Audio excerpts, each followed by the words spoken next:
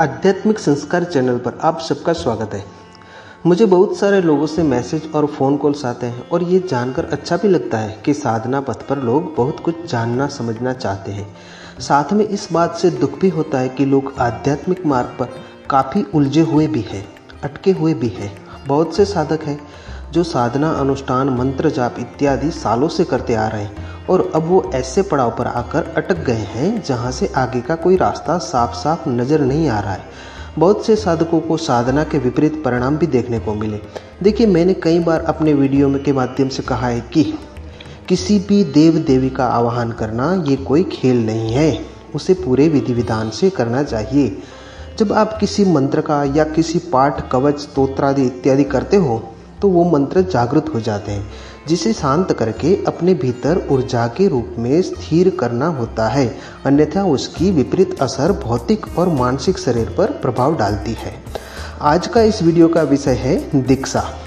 दीक्षा एक संस्कृत शब्द है जिसका अर्थ होता है द और इच्छा। इस शब्द को समझने से पहले कुछ बातें जो आपको समझ होनी चाहिए, जैसे कि ऊर्जा, एनर्जी। प्रकृति जीवन को बनाए रखने के लिए, प्रजनन के लिए बड़ी मात्रा में ऊर्जा आवंटित करती है। साथ में मनुष्य में इस ऊर्जा के भार को उठाने की क्षमता भी होती है। समझ आ रहा है ना? और इस ऊर्जा को मनुष्य निर्देशित भी कर सकते हैं, यानी जिस तरह से चाहे इस ऊर्जा का उपयोग करते हैं। लेकिन अंतिम लक्ष्य तो मोक्ष या मुक्ति ही कहा जाता है। मुक्ति या मोक्ष क्या है? आध्यात्म में इसे मूलाधार स्थित ऊर्जा को या कुंडलिनी शक्ति को शिरस्थ सहस्त्रार चक्र तक पहुंचाना ही मोक्ष है। इस प्रक्रिया को कोई भी साधक पूर्ण कर सकता है जब उस साधक को कोई ऐसे गुरु मिल जाते हैं जो पहले से ही वहां अपनी ऊर्जा को पहुंचा चुके हैं। कहाँ? सहस्त्रार में। समझिएगा। तो साधक चाहे मंत्र जाप करे, अनुष्ठान करे, अगर उन्हें वैसे किसी की मदद मिल जाए जो पहले से वहां पहुंच चुका है तो फिर साधक की काफ़ी मदद हो जाती है, रास्ता सरल हो जाता है ना?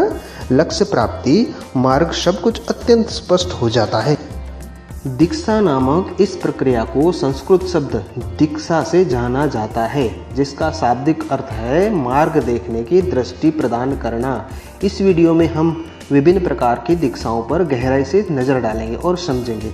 दीक्षा शब्द संस्कृत के दो शब्दों से बना है, द यानी देना और इक्ष यानी दृष्टि। दीक्षा की प्रक्रिया या दीक्षा वस्तुतः देखने की क्षमता प्रदान करने की प्रक्रिया है। आप देखते हैं कि गुरु अपने आध्यात्मिक साधक के आज्ञा चक्र को छूते हैं, तीसरे नेत्र को छूते हैं। ये एक पद्धति है। वैसे तो सैकड़ों पद्धतियां हैं, पर ज़्यादातर मुख्यतः 5 प्रक्रिया की श्रेणी में ही आती है और वो 5 पद्धतियां हैं। पहली वाक दीक्षा, दूसरी स्पर्श दीक्षा, तीसरी समय दीक्षा, चौथी मनस दीक्षा और 5वीं शांभवी दीक्षा। इससे पहले कि हम समझें कि इनमें से प्रत्येक का अर्थ क्या है, आइए देखें कि इतने सारे प्रकार क्यों हैं। ये भी जानना जरूरी है। ऐसे बहुत से गुरु हुए जिन्होंने अपने भीतर और साधक के भीतर देवत्व को महसूस किया। फिर उन्होंने साधक की प्रवृत्ति, प्रकृति, कौशल और क्षमताओं के आधार पर विभिन्न मार्ग बनाए। जैसे कुछ लोग भावनाओं से प्रबल होते हैं, वहीं कुछ लोग बुद्धि से संपन्न होते हैं। कुछ लोगों को बाहरी गतिविधियों की जिम्मेदारी लेना सरल लगता है, तो कुछ लोगों को शरीर की भीतरी ऊर्जाओं को संभालने में अधिक कुशलता होती है ना? प्रत्येक व्यक्ति में बुद्धि, भावना, चेतना के स्तर पर अलग अलग क्षमता होती है। यदि कटु बुद्धि वाले भक्ति या भक्ति के पथ पर चलते हैं तो प्रक्रिया के लिए सम्मान खो देंगे और कुछ ही समय में इससे बाहर हो जाएंगे, है ना?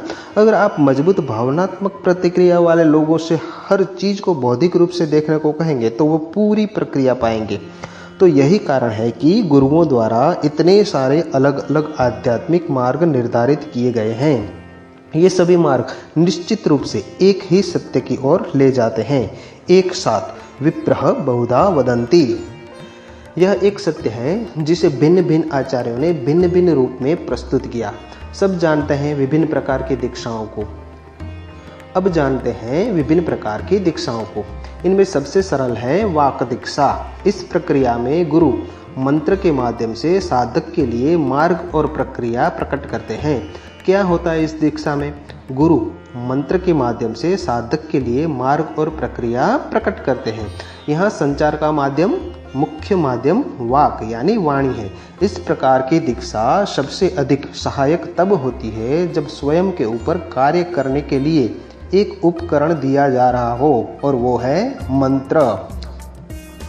शिष्य को बस उस ध्वनि को, मंत्र को सुनना, याद रखना और दोहराना होता है। शुरुआत में साधक मंत्र का नाद से उच्चारण कर सकता है, लेकिन सिर्फ अकेले में। वाक दीक्षा का उद्देश्य है कि इस ध्वनि को उस हद तक आंतरिक रूप से जपना है कि भीतर निरंतर इसकी ध्वनि गूंजती रहे, अपने साथी के रूप में। इस तरह फिर जप का निरंतर अभ्यास धीरे धीरे मंत्र सिद्धि के रूप में फलीभूत होता है। तो वाक दीक्षा में संचार या ऊर्जान्वित का माध्यम है वाक यानी शब्द यानी मंत्र। दीक्षा का अगला रूप है, अगली पद्धति है स्पर्श दीक्षा, जिसमें गुरु शिष्य को स्पर्श करता है। अपने भीतर जागृत ऊर्जा को शिष्य में संचारित किया जाता है। रामकृष्ण परमहंस को स्पर्श दीक्षा का एक अद्भुत उदाहरण माना जाता है। उनके गुरु तोतापुरी द्वारा एक नुकीले पत्थर को रामकृष्ण परमहंस के ललाट पर दबाकर स्पर्श दीक्षा दी थी। स्पर्श दीक्षा में संचार का माध्यम स्पर्श है, जो साधक को अनुभव या धारणा की स्थिति में लाता है। दीक्षा का यह रूप फल की दृष्टि से वाक दीक्षा की तुलना में अधिक तात्कालिक। यह दीक्षा पद्धति गुरु और शिष्य के बीच अधिक और निश्चित अंतरंगता और विश्वास लाती है। अगली दीक्षा की पद्धति है समय दीक्षा। इस पद्धति में मार्गदर्शन की प्रक्रिया होती है, यानी अनुष्ठान। इस आध्यात्मिक प्रक्रिया में तांबे, चांदी जैसी विशिष्ट वस्तुओं का उपयोग करके अनुष्ठान संपन्न किए जाते हैं, और सोना भी, जो कि ऊर्जा का सबसे अच्छा संवाहक है। तो अनुष्ठानों में ऐसी प्राकृतिक रूप से पाए जाने वाले पदार्थों यानी तांबा, चांदी, सोना का यंत्रों के रूप में उपयोग किया जाता है।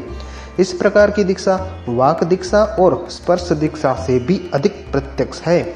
आगे की दोनों दीक्षा सूक्ष्म स्तर पर होती है, और यहाँ समय दीक्षा में संचार का माध्यम कर्मकांड है। दीक्षा की अगली पद्धति है मनोदीक्षा। इस पद्धति में दीक्षा की प्रक्रिया संपूर्ण मन के स्तर पर होती है। मन को मानव शरीर के एक सूक्ष्म आयाम के रूप में देखा जाता है, जिसमें स्मृति होती है। जब साधक को इस स्तर पर दीक्षित किया जाता है तो वो भीतर से प्रकाश की तरह चमकता है, भले ही साधक इसकी भौतिक स्थिति से अनजान हो।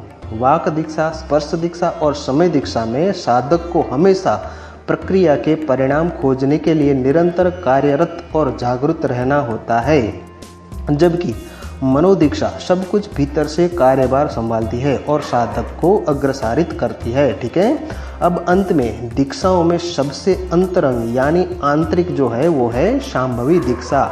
यह तभी संभव हो सकता है जब साधक और गुरु के बीच अत्यधिक घनिष्ठता हो, आत्मीयता हो, क्योंकि यहाँ गुरु अपने स्वयं के एक अंश को साधक को प्रदान करता है।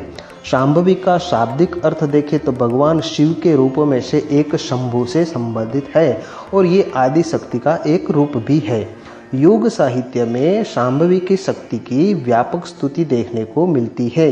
दीक्षा की इस पद्धति को परंपरा में अति गुप्त रखा गया है। क्यों?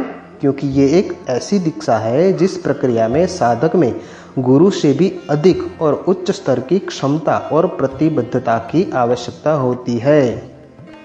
तो क्या दीक्षा लेना आध्यात्मिक पथ पर तेजी से प्रगति करने के लिए महत्वपूर्ण है? हाँ है। तो दीक्षा से साधक आध्यात्मिक तेजी से आध्यात्मिक आयामों तक अपनी पहुंच बना सकता है।